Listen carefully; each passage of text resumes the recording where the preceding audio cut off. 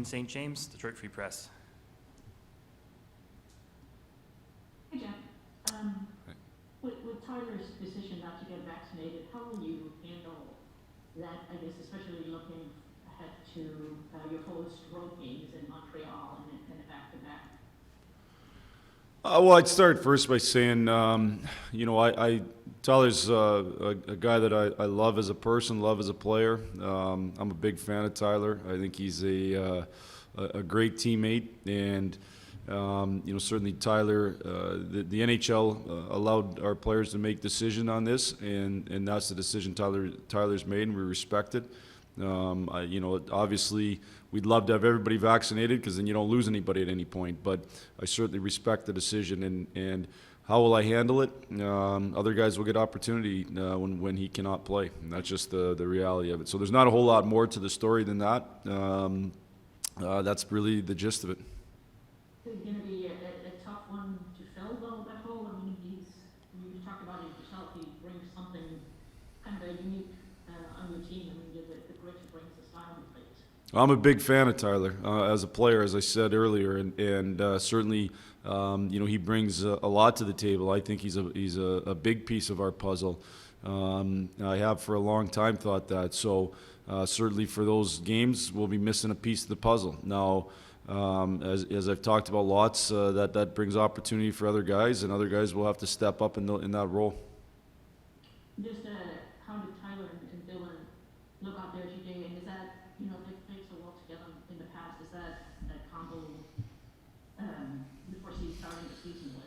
I thought they both looked good. Obviously, there's a progression to get them both going full out, but I thought they both looked good. I thought they've both done a good job through the course of the summer. I've been around the rink a lot. They've been around the rink a lot. I know the work they've put in, and it's diligent work that you have to put in to come back from the respective injuries, and I think they both are in a good spot right now, both mentally and physically, so I think that's great. I like the two together. They're a pair that I'd like to keep together all season if I can. Obviously last year we started that way, but we couldn't finish because of the injury to Tyler. I think Tyler and Dylan complement each other. I also think they have real good chemistry on and off the ice, so it's definitely a pair I'd like to see stay together. And then we're looking to see who earns the spot with them, and that'll be determined over time.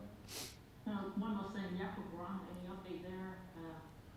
See on his way or? Yeah, we're hoping to have him here tomorrow. So we're hoping. You still have to go through some process to get cleared to be able to participate. So I don't have the timing on when that'll happen, but we're hoping to have him here tomorrow. Okay, so he is in the U.S.? Nope. Oh. Nope. We're hoping he gets here on a flight tomorrow. Okay. Yeah. Okay, thank you. Yep. Next up, Ethan Sears, DetroitRedWings.com. Hi, Jeff. Dylan seemed really impressed with Mo Sider when we talked to him. I'm just kind of curious your impressions with him from day one. Well, day one, we didn't do a ton. That would be able to be unbelievable evaluation. I think the impression probably that Dylan has and that I have is from not just today, but from what Mo's done when he's skated in the past, whether it be here or elsewhere. He's been skating the last few days with our guys, so I'm sure that affected Dylan. Moritz has a chance to be a really good player. And how good and how quickly, we'll see. That just comes with time. But he's got a chance to be a really good player. He's big, he's smart, he's got confidence, he's got some toughness to him. He can play in a lot of situations. So I think he's got that opportunity to be a really good player. We're going to give him the opportunity to do that, and then he's got to grab it by the horn. Next up, Ted Colfin, Detroit News. Hey, Jeff, good to see you. You too. What are your thoughts about this roster heading into the camp and the season? It seems like a lot more flexibility, a lot more depth. Would that be pretty accurate? Well, I certainly think, at the defense position, obviously trading for a guy like Leddy, who's been a top four defenseman in this league for a long time, that adds a top four player. I think the closer, the return of Danny DeKeyser to closer to where he was before the surgery is an important piece of it, and he looks and feels good. He's been a top four defenseman for a long time. I think other guys have opportunities to be top 4D. I think we've got, if Moritz Seider shows himself to be an NHL player. If that happens, we have 8 guys on the back end that have been, I'd say pretty regular NHL players over the last number of years. If I include Lindstrom in that mix, who started to show that last year, so you got lots of competition and depth back there. And then up front, I think we got, it'll be interesting camp. We have guys both young and old that are kind of vying for spots, and we haven't scored enough, and that's not just on our forwards, but it's partially on guys that to step up and produce at a higher level, and so part of that weighs on the power play. So we'll see which guys over the course of the next 2.5 weeks grab spots. I'm really interested to watch it and see. Did you talk to them as a group last night or this morning or something? What's the message that you guys are trying to get out to them as you head into this game? Simple, basic message that I think we've had in the past, and that's, there's certain non-negotiables on our hockey team, and you got to make sure you work, you have to make sure you compete, and you have to make sure you execute, and execute can really show itself in practice and how you do a drill, how you pass a puck, how you do those things. We're trying to be as perfect as possible out there, and so I think that was the message we talked about yesterday. And then let's get after it in day one, and let's just keep getting better every day. The last one, does it feel back to normal, kind of, you know what I mean? Is you're up here, like it was a couple years ago, or? Yeah, I think, you feel, it's closer to that. Obviously I'm on a Zoom call with you guys. You could say there's some benefits to that, but probably both ways. But so there's some differences. But being up here has been great. I personally love coming to Traverse City. My family lives up here. It's a great experience when we come up here. It's great to hit a different section of our fan base at times too, and I think that's an outstanding thing. So it's definitely feeling closer to normal, and certainly when we getting back into buildings where there's fans in the stands, that'll be a because we didn't get to experience that to the level that some of the playoff teams did. So that'll be a pretty exciting and welcomed experience. Sounds good. Thanks for this, Jeff. Yep, thank you. Next up, Max Bultman, The Athletic. Hey, Jeff, I saw Moritz taking some line rushes with Nicoletti. I know it's day one, regardless of whether they actually play together in the regular season. What can he get out of spending some time on the ice with Letty and as a pairing? But now you've seen what Letty's seen. Well, I think certainly Nick has been around now for a while. He's got a veteran presence to him. He's a really good skater, but he's also come from a team that I think does it right as much as anybody in the NHL. Their attention to detail is great, so I think he can bring some of that wisdom not just to Sider but to other guys on our team. They've introduced some young defensemen there over the last couple of years in New York, and I think Leds has seen those guys develop, so I think he can impart some of that wisdom to Sides as well. And Sides is a real smart, confident person too, and I think there's probably give and take. I'm sure that there's some things that some of our defensemen can learn and through the interaction with Moritz. So that's like you said, that's the pairing we had today, and we'll see what tomorrow brings. But we think it potentially could be a good pairing. And I know you got to watch, I think, all the prospect tournament. What did you make of Joe Valeno on the ice and obviously the physical gains that he's made over the last 6 months? Well, the physical gains are undeniable. He's really made himself a man. He's turned his body into a pro body, into an NHL body. He's way bigger and stronger than he was 2 years ago, so he can hold on to the puck. He can defend down low. I think his defensive habits are really good.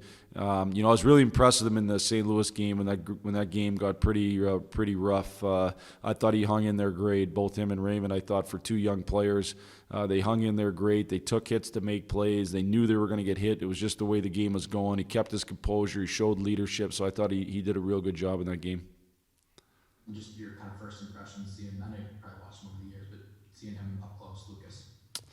I would say that the first game he wasn't as effective as the second game. In the second game, I thought he was much more effective. And again, I thought it was really impressive that I don't know how many games he's been in that took that type of physical tone in his life. And I thought he did a great job of standing in there. Made a number of plays. He's got a chance to be a really smart offensive player. You know, I think his hockey sense, his competitiveness, those are probably two of his best attributes. So I'm really intrigued to watch him play with some of our established players and see you know, does he get exponentially better when he plays with those guys, and we'll get a chance to see that in exhibition. Thanks, Jeff. Good to see you. Yep, thank you. Our last question, George Malik, the Malik Report. Hey, Coach. Hi. I was wondering if you could talk about, winning the special teams battle, bringing in Alex Tanguay, as you look for secondary and tertiary scoring, what you're hoping that Alex might be able to impart over at least the first couple days of training camp. Yeah, and I'd say they're probably two separate things. You know, winning the specialty teams battle is critical. I think in the NHL, you win 76% of the games that you win the specialty teams battle. So it's a critical part that we need to get better at. It's an easy area for us to look at and say, how can we be a better hockey team, especially last year when we were in a number of close games. How do you turn those losses into wins? Well, you do it a lot of times on specialty teams. And certainly, Alex can have a part in that, but the guys on the ice are going to have the real part, the real say on how much better the power play is, whether it's the guys that were on it previous doing a better job or new players filling those roles. Those are the guys that are going to have the real impact on it. You know, I think what I was interested when I set out to hire a new assistant coach is I wanted to find somebody who had kind of an offensive background, who could help our players at all those little things offensively that can lead to being a little bit more successful. But I would say not just from the offensive standpoint, from the complete game. You know, one of the things that I like about Alex is he's got certainly strong beliefs on things offensively, on how to create offense, but he also he's won a Stanley Cup. He knows what it takes. He knows you have to be a complete player. He knows you have to play from both sides of the puck. And I think he was somebody who was able to do that and still produce offense. And that's the biggest challenge for offensive players, is learn how to be that complete player and still produce the numbers. And so, I think there's a lot of wisdom that he gained over his career that he can help pass down to our players. And so I'm excited about that. And somebody else from the prospect tournament that impressed, Chase Pearson. I was wondering if you could talk about his skill set, what he brings, and maybe if there is any sort of competition for the fourth line center spot right now. Well, I would say the thing about competition is any team anywhere is always looking for somebody who can make them way better, and so the thing I always say to guys that are trying to win spots, and I've said this from the time I was in junior all the way through the American League up into the NHL, is if you want to win a spot from a guy, you can't just be as good as him. You got to be way better than him. And so, I think there's always competition. It's just the player has to show that they're going to really improve us. Now, with respect to Chase, number one, I like his flow. I think his flow looks great. So it's something I'm super jealous of that I wish I could still have. I used to have flow just like that back in high school, and it was pretty I guess high end, I would say. Number two, I thought he did a pretty good job. He's a big body. He knows how to use his body. He knows he's got pretty good defensive instincts. I think he needs to make sure that he's an elite penalty killer, because you have to have a role if you're gonna earn your way onto that fourth line. Not just being good enough 5-on-5, but you got to be an elite penalty killer. You got to show you're going to help us. How do you do that for us? Certainly, shot blocking is a key to the way we want to kill penalties in our zone. So he'll have to show he's an elite shot blocker, and then he's got to win faceoffs. Those are two things that at the fourth line center position you got to do great. There's other guys vying for those spots as well. Carter Rowney's got experience. Mitch Stevens, a young player that thinks he's ready to take that step to a regular NHL player. So we'll see where the competition goes. And I noticed that a couple of times the guys had to do some laps. This is, in theory, a 6-day training camp, but really there's only 3 days of instruction, the red and white game, and then there's 2 days of practice leading up to 8 games in 12 nights. Is the emphasis there on pace from the start? Well, we certainly want pace. We want pace in all our practices, and that's something that's important. There's times where, I'm a big believer in immediate consequence, and if we're not doing things right, then there's sometimes an immediate consequence of skating as well. And then we also play small games sometimes where the losers skate. So there's differing reasons why we do those things, but certainly pace is something that's really important to us. Thank you for your time. Thanks, guys.